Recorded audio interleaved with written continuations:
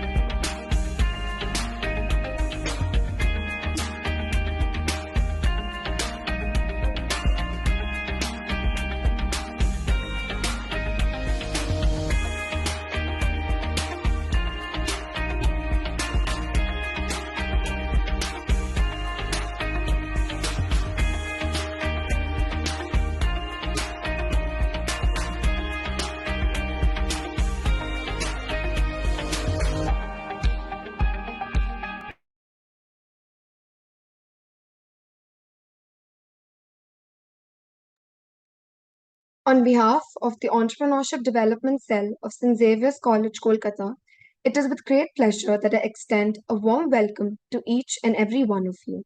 It is with the utmost privilege, honor, and gratitude that I introduce to you a distinguished expert and visionary leader, Mr. Vaibhav Agarwal, the Actuarial Manager in Actuarial and Insurance Consulting at Grant Thornton UK LLP. Mr. Agarwal brings with him extensive experience in actuarial science and strategic consulting. His career has been marked by his deep expertise in risk management, financial planning, and insurance, which has greatly contributed to his esteemed position in the industry. We are beyond delighted to have you join us, sir, and share your experience, expertise, and journey with our participants. We are extremely thankful to you for taking time out of your busy schedule for this session. On behalf of everyone at EDC, I extend my best wishes to all participants for an insightful learning experience during this session. I now hand over the virtual podium to you, sir. Thanks, Suhani, and thanks to the Entrepreneurship Development Cell. Feels good to be back. Feels good to be addressed as a visionary leader by the cell. I don't. That's been a while. Someone's called me that. uh, and yeah, no, Saturday was barely busy, but I'll just start with sharing a screen. Prepared something to help us walk through the discussion today, and let me know when you can see my screen. If so, Ani, maybe you can confirm if you can see my screen. Yes, sir, it's visible.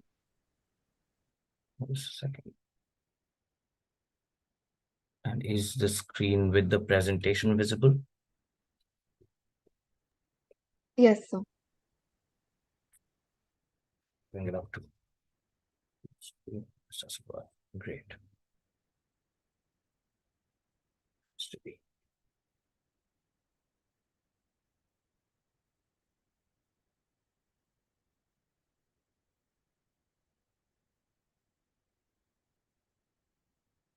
Can you still confirm that's working, please? Yes, sir. Awesome. And for everyone, again, do not call me sir. I'm just Vaibhav. Let's start with a quick introduction on the informal side. I know Suhani has given one about my profession, but I am a proud alumnus of St. Xavier's College, Calcutta, and a proud founding member of Entrepreneurship Development Cell. I graduated with BSc Eco in 2018 from the college, so I'm really just one of your college mates. So yeah, just go with Vaibhav. Anyone that's about to address me now or in the future. I currently work with Grant Thornton UK LLP and manage their non-life insurance actuarial business in the Europe. I'm a qualified actuary and an FRM. I have a breadth of experience in actuarial consulting, predictive modeling, and stuff like that. And also on the non-professional side, I'm an enthusiastic musician and somewhat of a chess player. And yeah, just a disclaimer, all views that we're going to present or discuss in the next 1 hour are personal and in no way associated with any actuarial institution or commercial organization and cannot be construed as actuarial advice. Right. Moving on to today's agenda, I was hoping to discuss an overview of entrepreneurial skills in the entrepreneurial world as well as in the corporate working world, particularly trying to leverage on some of the experience that I've had with using an entrepreneurial, behavior or attitude in the corporate world. It's somewhat of a unique experience that we can cover off, uh, breaking some of the myths in the working world about both, the within the startup world and the more, uh, you know, corporations and that side of the world, and then to talk about the importance of the graduate curriculum, which is probably highly relevant for anyone on this call that's still currently pursuing their graduation, which I think is a majority of you all. And then, of course, open the floor to questions. How we're planning to do this is cover off the more theory and the content part, the boring part in the first 40 minutes ish, and then leave substantial time open for questions. So we can talk about things that really you want to talk about. All good. Moving on. An overview of the entrepreneurial skills. I know the slide lists some of the more conventional skills that you might already have heard of, but I'll just walk through some of these in the context of really growing a startup or growing yourself in the corporate world. A fun fact about any of this is all of these skills are, by definition, entrepreneurial skills, but I have been able to navigate through the corporate world using these skills themselves, and all of these bullet points or subheaders that you see here are pretty much applicable to any corporate role really as well. So although they're entrepreneurial, they're applicable everywhere. And yeah, I'll just walk through them by the category, and we've split this in 4 categories here: problem solving, perseverance, organization, and growth. Problem solving, one of the first ones, and one of the most key to entrepreneurial success, or really, success in any sphere of life. I think it starts with identifying areas of improvement, being self-aware that this is an area where your business or your team needs to improve, and it is an existing problem. Accepting that and trying to address that, gathering information about what the problem is. In a more growing sort of a startup, you can gather that information based on discussions with your team leaders, with your heads of departments, etc. In a more sort of organized sector, you're looking at gathering information based on data and management information systems and things like that, where you just get in terms of numbers that XYZ process has taken too much time, etc. Analyzing that data or information, whatever you're getting, and pinpointing the source of the problem, where identifying the root cause, and then so that you can address the problem effectively. Once you know the root cause, designing a solution, planning and executing that solution, and you know to to catalyze the process, collaborating with your teammates effectively. All of this process is applicable even in really your college life, or if most of you would be trying to pursue uh, professional certifications, actuarial science, CA, FRM, CFA, or whatever. And most of these skills are applicable there as well.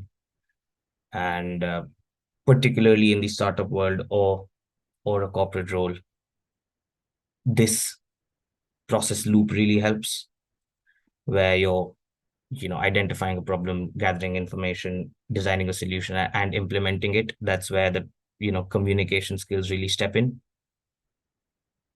The next one is perseverance, and this pretty much talks about the my personal favorite bullet here is having a long-term plan and not looking at and trying to align short-term goals with a long-term plan. So I've usually seen a lot of people, and particularly college students, think more about what can they do in the present, in the next 1 year, in the next 2 years. Let's start CFA or actuarial science or whatever. But unless any of that decision aligns well with a long-term plan that you have, a 5 year, 10 year plan, then it's less likely that your current actions will be fully, will be utilized to their full potential, let's just say. So it's always better to align short-term goals with a long-term plan. So, for example, I want to be a risk manager 10 years down the line. I need to do actuarial science and FRM. And in the next 2 years, I'm going to attempt two of those exams, sort of a thing. Instead of, let's do FRM and CFA, and it might lead me to something good. So if you see the difference there, the same process applies in designing a solution to any problem that you're facing at work, or any goal that you're trying to achieve within your startup slash your team at a corporation. You have a long-term plan, something like, I want to increase profitability. And then you start thinking about, should I reduce costs, or should I increase revenue, or should I increase profit margin? Should I automate processes, hire lesser people, or things like that? But you need to have a long-term view of, to start with, my objective is to increase profitability, sort of a thing. In the process, we need to embrace challenges. Some things take a lot of time and are pretty challenging. And instead of thinking, why is this happening to me? This process, why is this process so problematic, and things like that? I think if you start treating a problem as some sort of an excitement in your life, that this is the fun of dealing with anything or trying to pursue anything. This is the fun part, just like a roller coaster. Then dealing with those problems becomes 10x easier, in my view, although that's a very arbitrary number.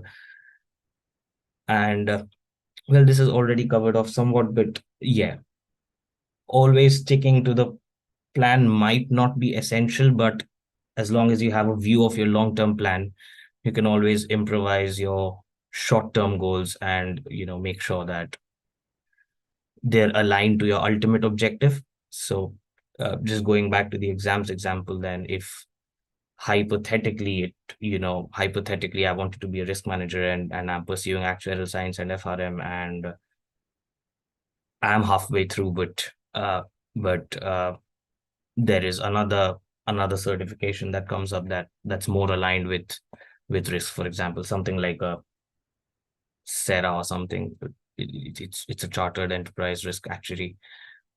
It's okay for me to deviate from my plan and pursue that one, as long as it's aligned with a long-term plan. And in the process, you need to have patience. All good things take time.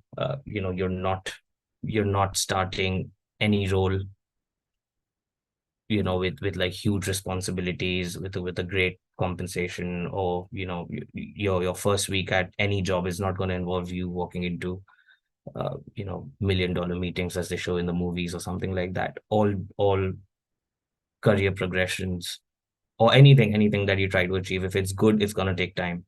So you're always going to start out low, and work through the ladder, learn the technical aspects of things. And the first 2 years at anything are really just going to be about learning, and the the real attempts at anything come after a few years or months, let's say.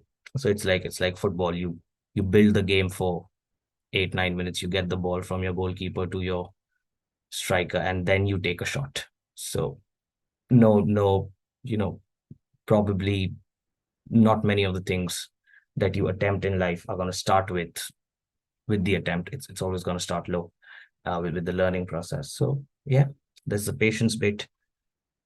And the third category, organization, uh, probably my favorite one. So one is learning from problems, the feedback loop. So if you've had a problem, you can always solve it and forget about it till it happens again. And another way is to identify the root cause and design a solution that ensures that the problem does not arise again. That takes away a lot of the ad hoc problems, or the, as they call it, disaster management at work, uh, where you're every day trying to hustle through millions of problems and trying to identify solutions to them, and you're like, problem management करूं या काम भी करूं type of a problem. So if the attitude is not to just deal with a problem and forget about it till it happens again, I think you'll be able to implement sustainable solutions where you'll have a process in place to ensure that the problem does not happen again. So, one example that I can cite is, my friend recently he's running a startup, and recently was having a conversation with me where he said, um, you know, managing a startup is an entirely different ball game, and it's problem management every day. You're dealing with millions of problems and things like that. Um, whereas things in probably a larger corporation are less problematic, and then when we delve deeper into the problems, I told him we probably have a similar problem every day at work as well, and probably with slightly larger clients and regulators involved and things like that. But the difference was that because one of the businesses is very old, and they've learned from the problems over time, and they have processes in place to address that problem. So for example, if a client has given me negative feedback, I know exactly what to do with that. I know exactly that I will take I will take that feedback, pass it on to the team leader. The team leader will pass it on to the project manager. He will pass it on to the partner, who will identify the problem with the analyst and revise the report or something. In a growing organization, probably if there's negative feedback, they'll just try to address that feedback and make that client happy somehow. And that will work. That client will be happy, but that problem will sometime arise again in the future with another client. However, if they had a process in place that would ensure that the problem does not happen a second time with another client. Now, one of the processes might be longer to implement, going through the entire process of reviews and reaching out to the partner and analyst and trying to identify the problems in the report. But uh, it's not convenient, but it's the right thing to do. And sometimes in that aspect, you might need to choose the right over convenient, especially, to avoid shortcuts when the stakes are high. Growth is the last category we're going to talk about. And the key idea is to, one, avoid stagnation. So at no point we're good enough. I know someone that's basically my boss, who's like, I think 52 or something, veteran actually, working in the industry since 40 years, 30 years something, and everyone knows him and things like that. But he's still learning, he's still reading books, he's still engaging with the regulators to ensure that there's more to learn. Works the same way with any of your teams trying to build their business at an MNC or any other startups. The startups are particularly good at portraying this value of continual improvement. They don't tend to stop, which is a great thing about the entrepreneurial world. And being hands-on. So like I said, most careers or learning experiences start with stage zero, or any of the professional certifications you're trying to achieve start with stage zero, where you're taught the technical aspects of things, and the mathematical formulas, and in case of a business, you learn about the product or the service you're offering in depth, the technical side of it. And that's where you really understand the nuts and bolts that are moving the business. And that's one reason when you are asked to drive that car, you'll be in a better position to make progress, because you really understand what's going on in there. So to choose a relatable example, probably, as long as you you don't know the basic formulas of a plus b whole square or something, you'll probably not be able to apply it to a real life problem.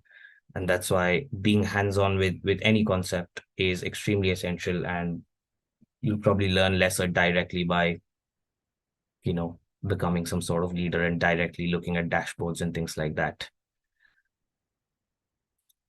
At this stage, I'll admit I'm slightly blank because this is online and I'm unable to gauge, what the audience is reacting like.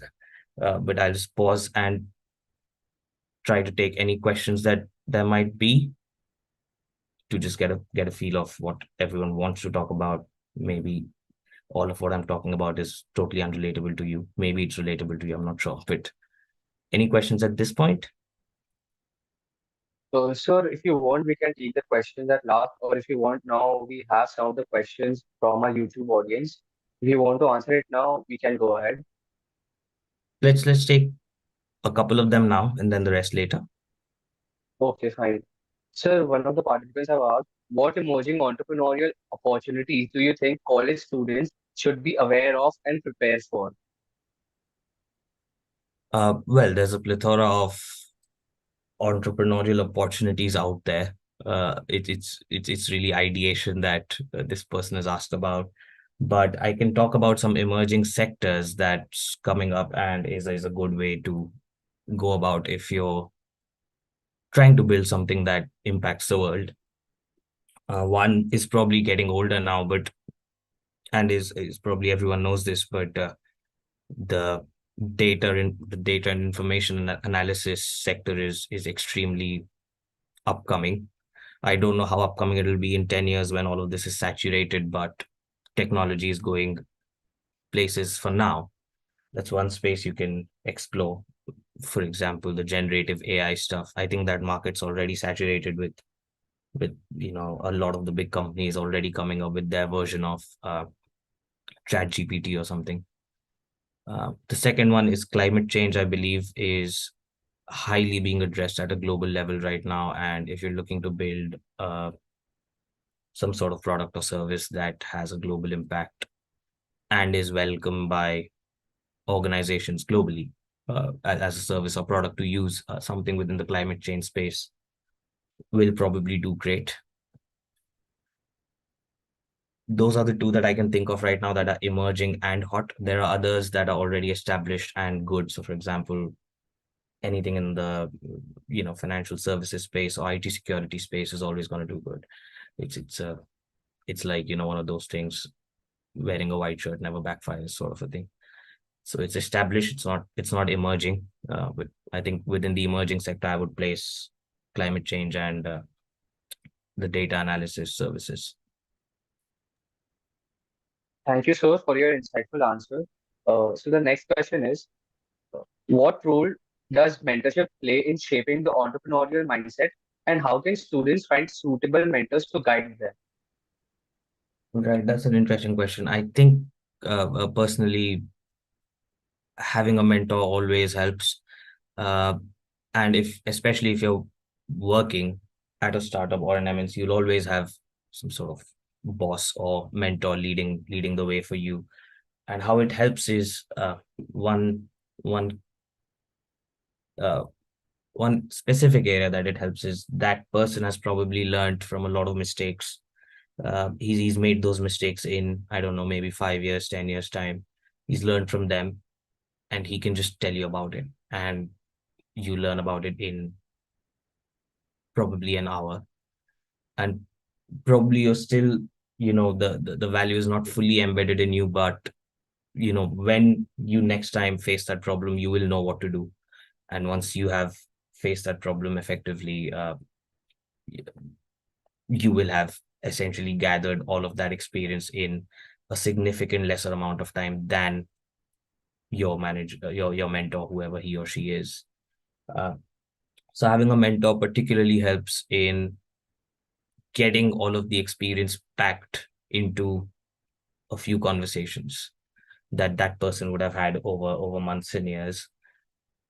It helps you get guidance. It helps you answers a lot of questions where you really believe it's a 50-50 chance, and you're unable to take a call, probably that person can introduce additional variables which tip the scales.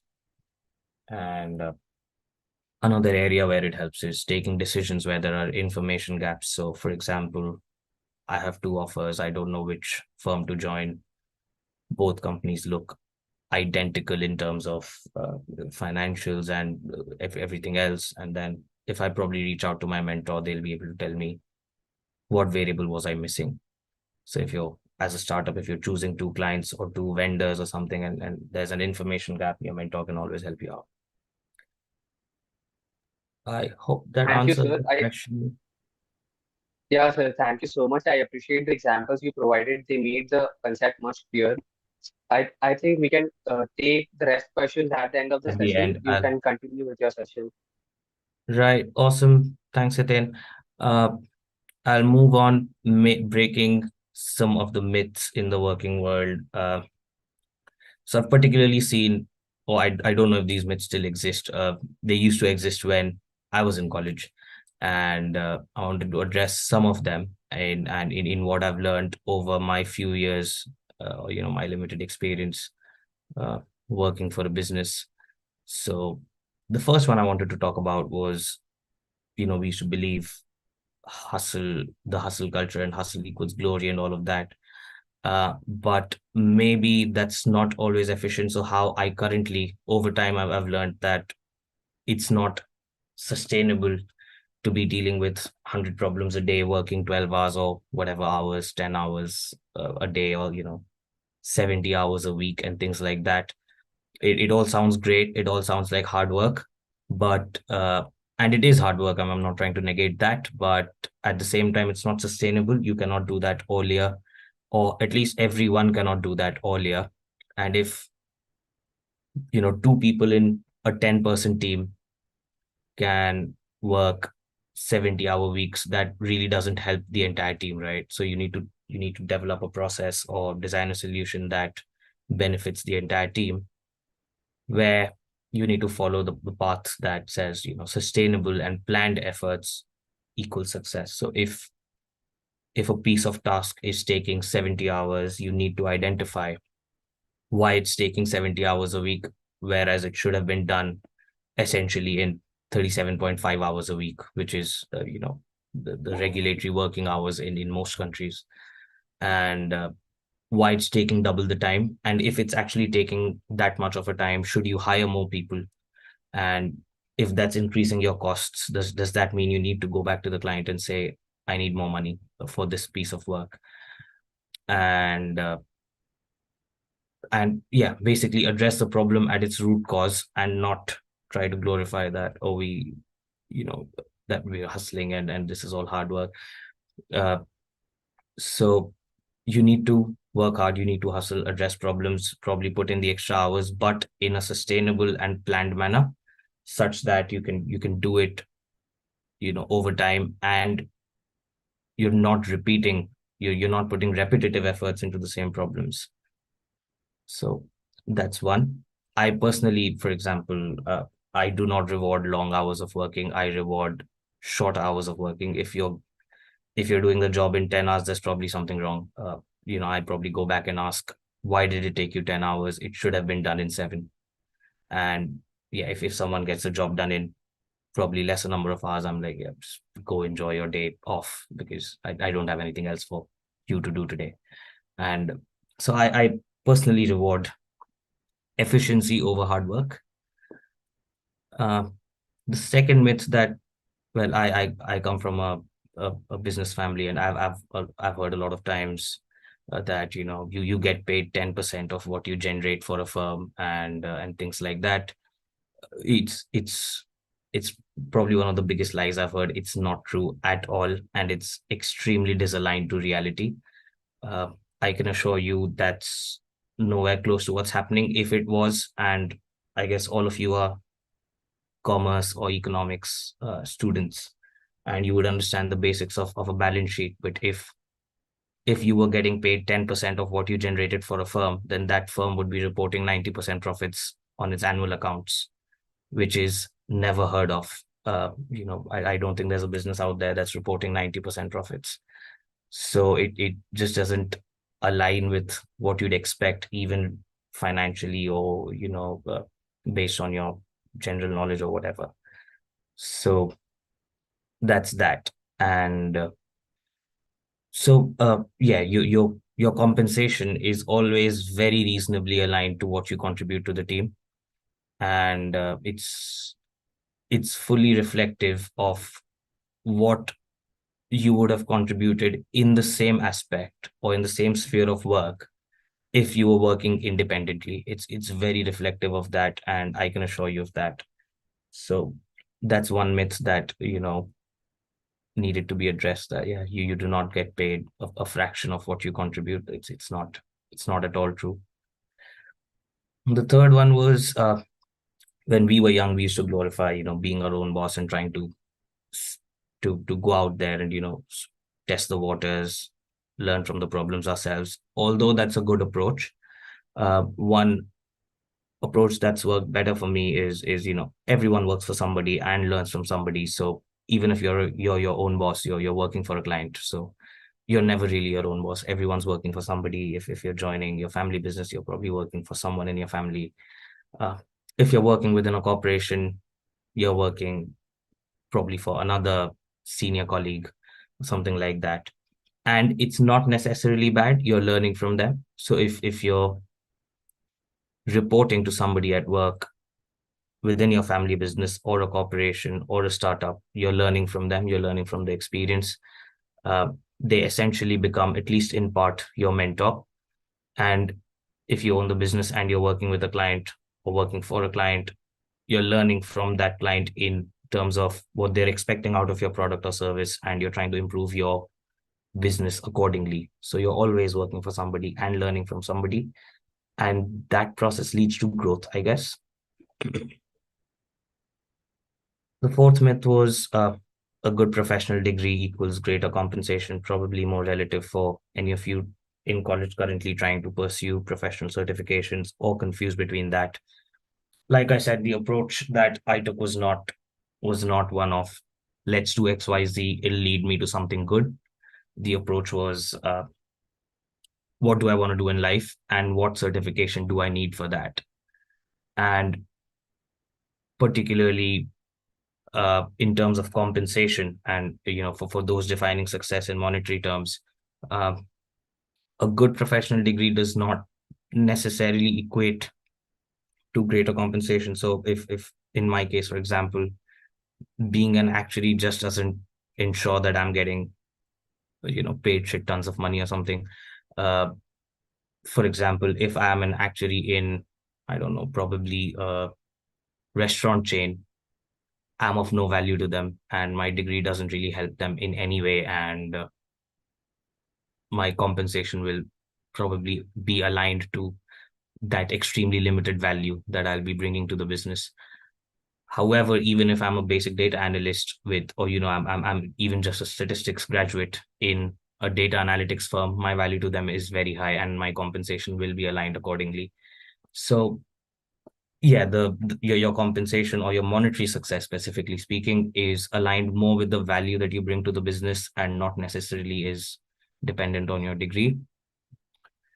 And this one we've already spoken about, the last one, that when you're choosing a certification, people tend to choose the one with the highest scope of application, and how we say which one of these has a better scope.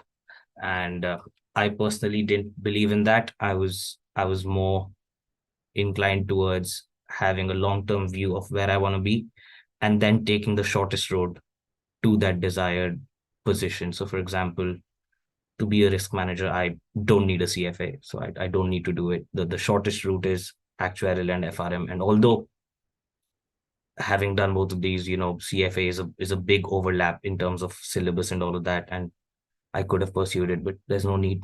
So no extra effort needed. That's the point about efficiency, really. Identifying exactly what you need to achieve, what you want to achieve, and just doing that much and not going overboard and, trying to hustle. You just need planned efforts in an efficient manner, and that should get you where you want to get. Right. moving on, the importance of graduate curriculum. One of the things that's particularly struck me in the last 6 years is, how when I was studying in college and school, and I was studying mathematical concepts, and I remember a lot of us friends used to talk, I'm never going to use this in life. I'm never going to use, for example, logarithms or you know correlations or things like that in my life. I'm never going to implement the formula. What's the point of learning all this? Why can't they just teach me business and things like that?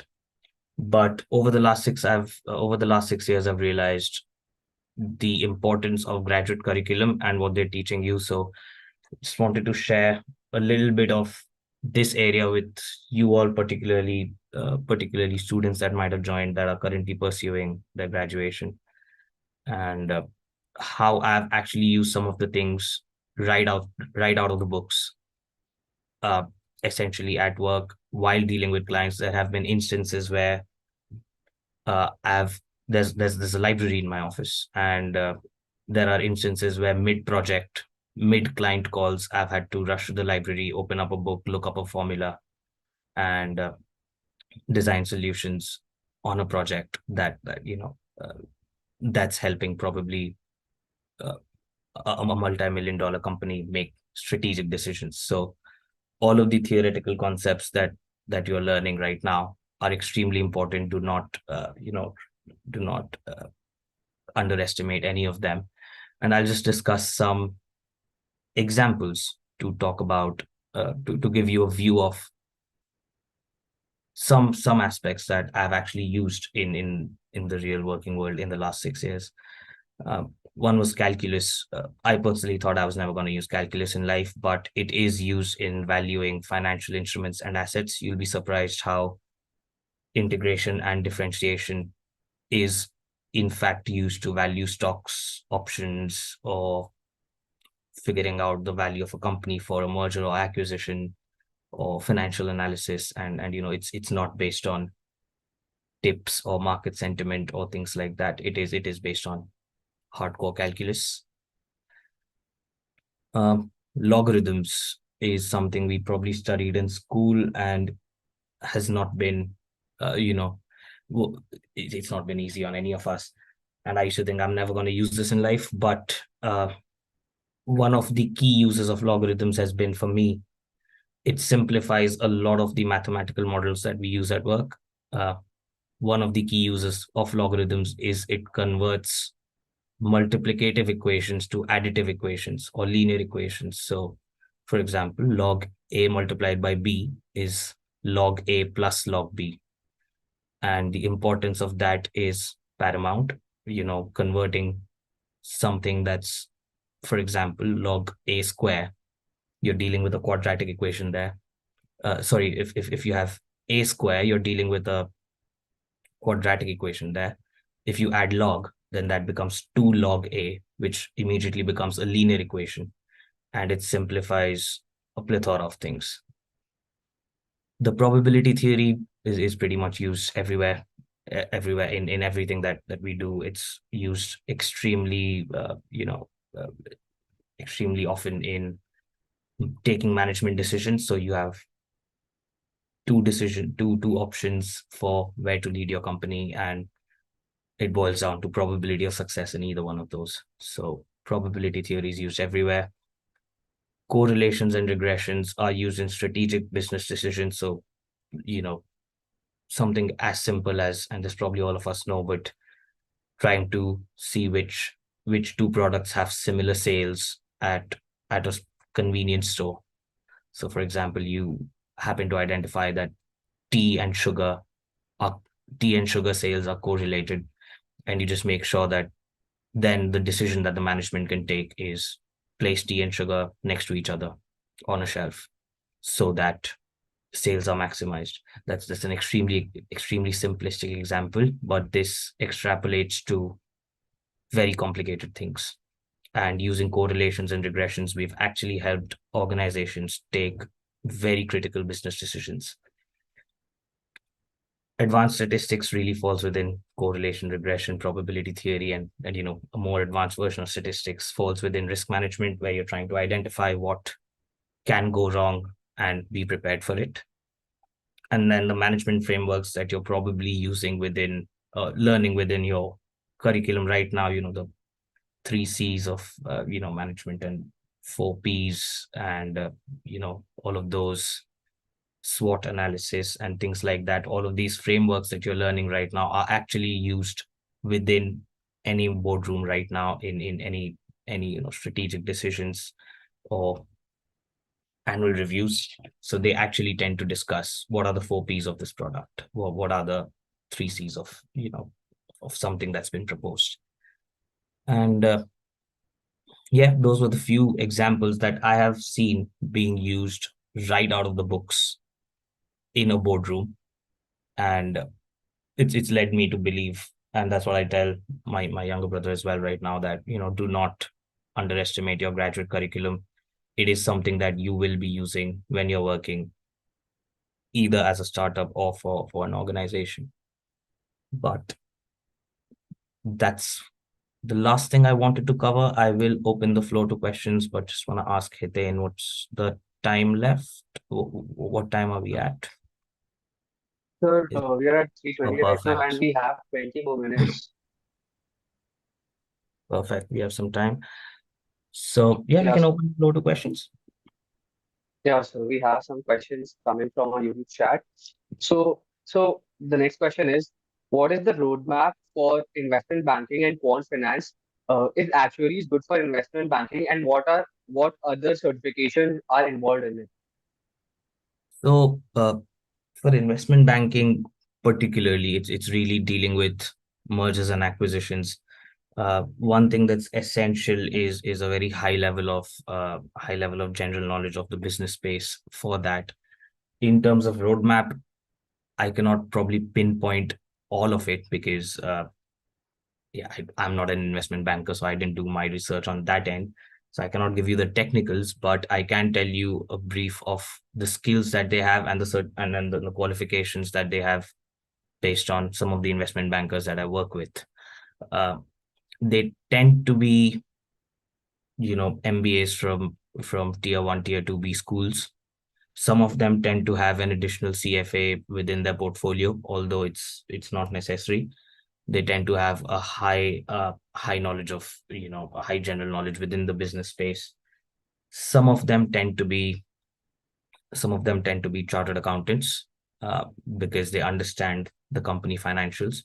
So as an investment banker, really you're someone that's trying to make deals happen between multiple companies, so particularly mergers and acquisitions. And what that involves is telling one company that the price of this organization is say 10 million, and to arrive at that number you need to understand what that company's financials look like, and the mathematics behind that and how that number converts to a company value. So probably a chartered accountancy or an MBA or somewhat of CFA at least in part will also help you get there. But the key skill is really you know a high general knowledge within the business space to help you value the qualitative factors that are not on the balance sheet of the firm. And the key skill is to be able to analyze the financials and the value within the company, really. In terms of, can actuaries help in the process? Yes, the investment banking, the entire mergers and acquisitions team is a team usually. It's not one person making that deal happen. It's a team of multiple people and multiple departments. So when there's a deal happening, there are lawyers involved, there are tax professionals involved, which also are chartered accountants, by the way. Um, there are finance professionals involved, there are regulators involved, there are actuaries involved, particularly when the deal involves an insurance company. So I've worked personally on the acquisition or mergers of a few insurance companies, and how I've had with my team is in deriving the value of the insurance company, because particularly for an insurance firm, uh, deriving a value is difficult because their future claims are uncertain. So you don't know what they're going to pay. So, for example, you don't know what this insurance company's profit next year is going to be like. What if next year there's a global, disaster? Then this insurance company goes into loss. And what if everything goes well? Then they go into profit. So that's where you need actuaries to come in. And so if you're looking to be an investment banker in the insurance industry, actuarial science or an actuarial certification will help you. But yeah, it's really sector specific again, because in my experience, all of the investment bankers are specialized in one sector. So you're not an overall investment banker. You can't do everything. So you're usually something like, for example, for a haircut, a barber is specialized in men's haircut or women's haircut. Or if you're told to go, if I'm told to go, if I'm told to choose between two barbers, one's just a barber and one is a men's specialist barber, I will probably choose the latter. Same way as a company, when you're acquiring someone, you want to choose a team or an organization that's a specialist in that area. So people tend to specialize, and if you intend to specialize in the insurance sector, maybe actuarial science, otherwise unsure. Thank you so much, sir, for your informative answer. Moving ahead, our next question is, can you share any practical exercises or activities that can help us enhance our entrepreneurial skills while still in college? Can you repeat the first part of the question? Yeah, sir, just a second. Can you share any practical exercises or activities that can help us enhance our entrepreneurial skills while we are in college?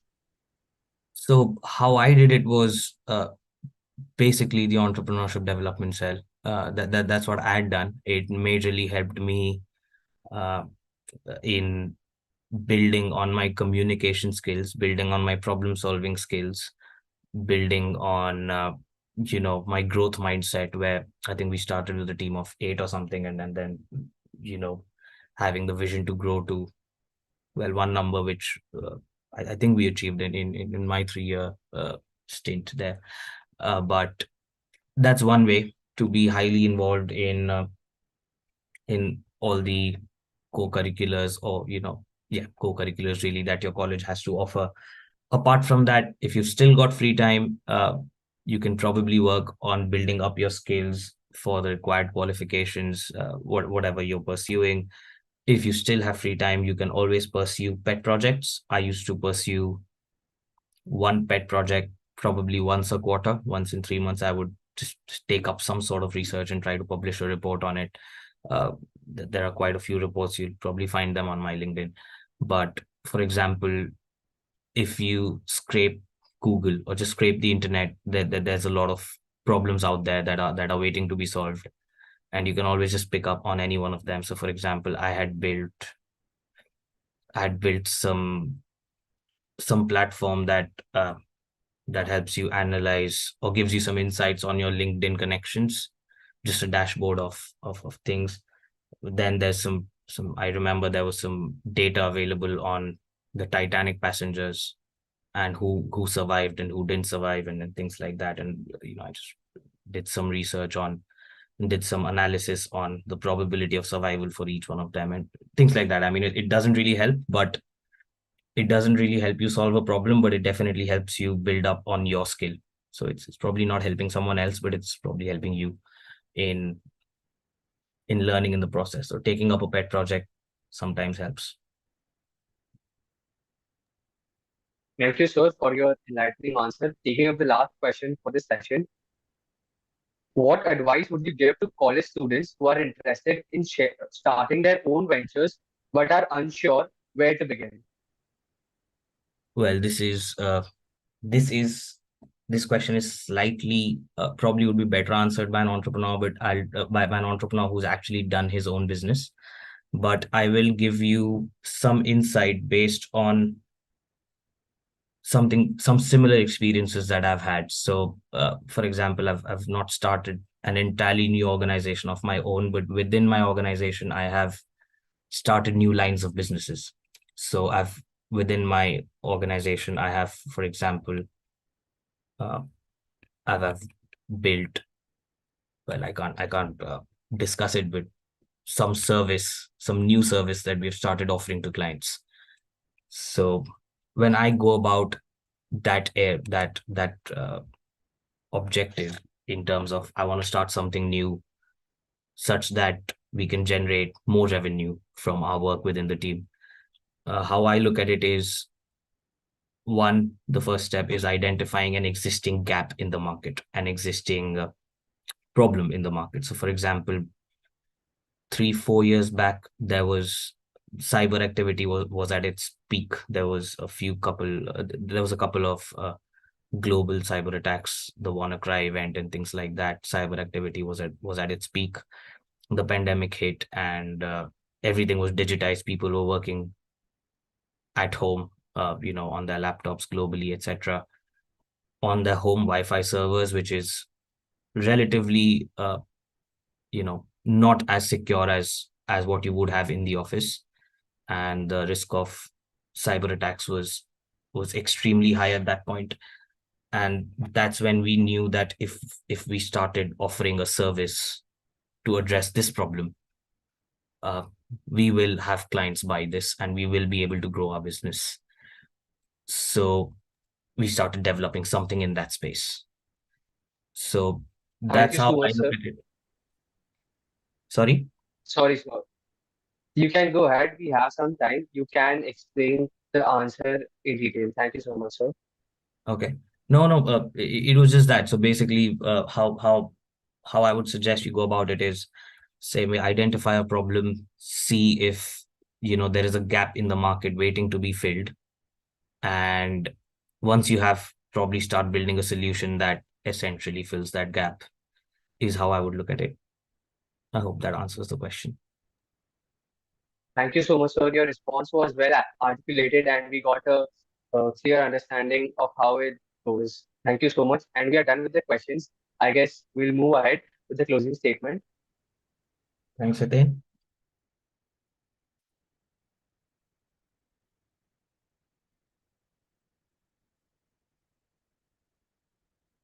I will stop sharing my screen in the meanwhile.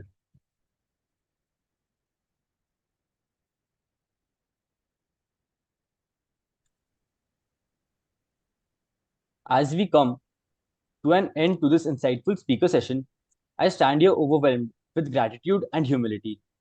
Today, Mr. Vaibhav Agarwal has truly embodied the power of an entrepreneurial mindset, inspiring us with his invaluable insights and expertise. On behalf of the Entrepreneurship Development Cell and Incubation Center of St. Xavier's College Autonomous, Kolkata, I extend a heartfelt appreciation to Mr. Vaibhav Agarwal for gracing us with his presence and sharing his wealth of knowledge and experience. It is an absolute honor and privilege to have had the opportunity to host such an esteemed personality. Your words will resonate with us as we journey forward, transforming our organizations and contributing to a brighter future. We firmly believe that the learnings from this session will act as a guiding light, illuminating the way forward for all our attendees. A special mention to our respected principal, Reverend Dr. Father Dominic Savio SJ, and Vice Principals, Reverend Dr. Father Joseph Kulandai SJ, and Reverend Dr. Father Peter Adokiam SJ, and Professor Bertram da Silva, for encouraging us to pursue greatness and live up to the great Xaverian reputation. I would further like to thank our faculty advisor, Dr. Arup Kumar Mitra, for his leading supervision and inspiration at every juncture. We sincerely acknowledge our attendees for being patient and interactive and putting forth such compelling questions. Last but not the least, I would extend a deep sense of appreciation for all the support, timely implementation, and guidance provided by the members of the Entrepreneurship Development Cell and Incubation Center. We owe the success of the session to you. Once again, thank you all for tuning in with EDC IC. Have a pleasant day.